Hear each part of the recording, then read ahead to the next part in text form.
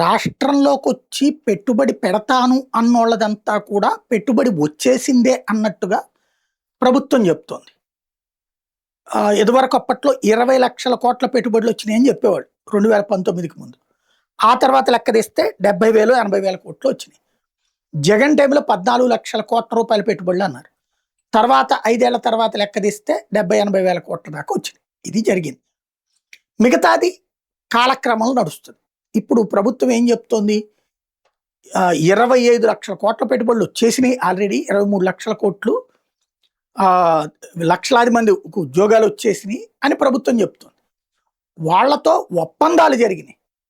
కానీ నిజంగా ఎంత వచ్చిందంటే 6,500 కోట్ల రూపాయలు మాత్రమే వచ్చిందన్నాడు. 6,900 కోట్ల రూపాయలు మాత్రమే వచ్చిందన్నది తాజాగా లోక్సభలో కేంద్ర ప్రభుత్వాన్ని రాష్ట్ర YSR Congress party floor leader Mithun Reddy అడిగినటువంటి సందర్భంగా ప్రశ్నోత్తరాల్లో సమాధానం చెప్పింది ఏంటంటే కేంద్రం 6,900 కోట్ల దాకా వచ్చిందో 10 కంపెనీలు వస్తామని, అందులో 2 ఎస్టాబ్లిష్ అయినాయి ఈ 2 ఏళ్లలో, మిగతాది ఇంకొక 8 అండర్ ప్రాసెస్లో ఉన్నాయి.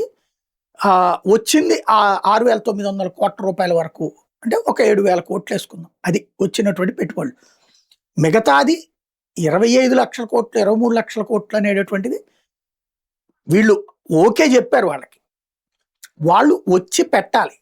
ఈ 5 ఏళ్ల తర్వాత, అంటే వీళ్ళు ప్రతి ఏడాది కూడా వీళ్ళు అడుగుతూ ఉంటారు ప్రశ్నలు. లాస్ట్ ఇయర్కి ఒక స్పష్టత వస్తుంది.